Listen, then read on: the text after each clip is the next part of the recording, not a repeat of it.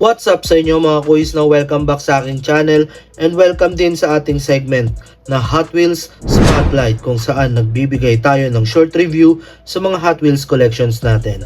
And for today's featured Hot Wheels, ito ay isang casting na perfect para sa mga mahilig sa American muscle at patriotic themed releases. Ito ang 1969 Chevrolet Corvette mula sa Hot Wheels Stars and Stripes series. Ayan siya mga kuis. So simple lang ba ang design nito? O isabay ito sa mga underrated Corvette releases na dapat na nasa collection mo? So tara mga kuis, samahan nyo akong i-review to.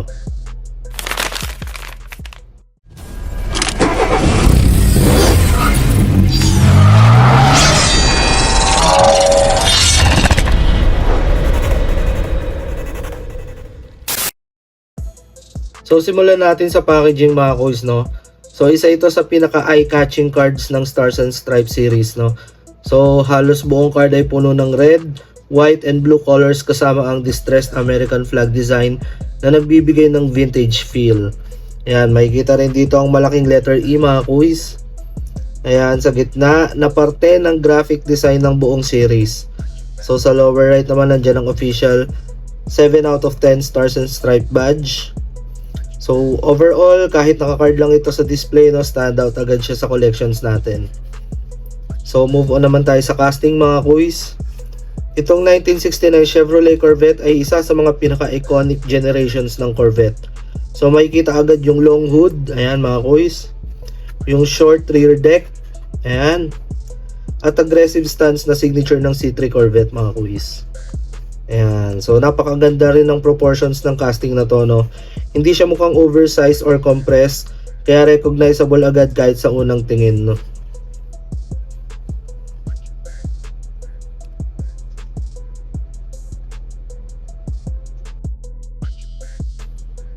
So isa sa pinakamagandang feature nito ay yung livery niya mga kuis, no.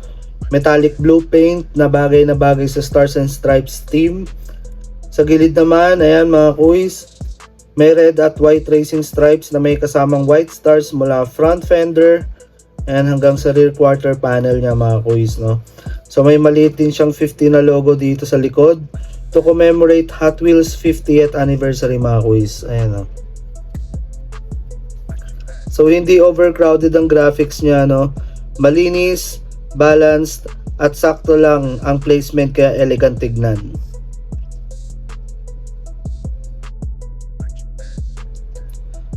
Ayan mga kuis, pagdating naman sa details, no. Ayan, chrome ang interior kaya nagbibigay ng classic muscle car look. Ayan, chrome. So may molded front grille at bumper details mga kuis, no, habang sa likod ay simple lang din ang execution niya, no. So rolling din itong wheels natin na chrome 5-spoke wheels na bagay sa overall theme. Hindi man real riders pero bagay ang wheel choice at nagbibigay ng classic Hot Wheels look.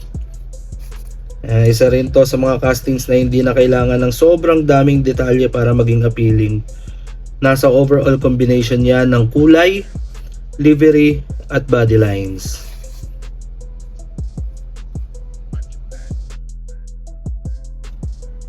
So kung collector kayo ng Corvette, American theme releases or mga anniversary Hot Wheels, magandang idagdag ito sa ating mga collections. Hindi rin ito yung tipong sobrang mahal or hype sa aftermarket, pero isa ito sa mga releases na habang tumatagal ay mas na-appreciate natin dahil sa unique nitong theme. So perfect din itong i-display kasama ng iba pang Stars and Stripes cars. So para naman sa ating ratings mga kuis, no, para sa akin bibigyan ko siya ng 9 out of 10. So simple pero classy. Hindi rin ito yung pinakadetalyado na Corvette release ng Hot Wheels. Pero ang combination ng iconic casting, patriotic livery at clean packaging ang dahilan kung bakit sulit itong idagdag sa ating mga collections. At dyan nagtatapos ang isa na namang episode ng Hot Wheels Spotlight. Kung nagustuhan nyo ang review na ito, don't forget to leave a like, comment, follow me in my Facebook page and subscribe ka na din sa aking YouTube channel at i-hit ang notification bell para hindi ka mahuli sa mga susunod nating diecast reviews, unboxings, and updates. So this is Nano Drive Garage, and I'll see you on the next one. Peace. Check this out. Okay. I look good. Okay. On the street and I got my swag on. Okay. Get the money, gotta get my bag on. Okay. Triple back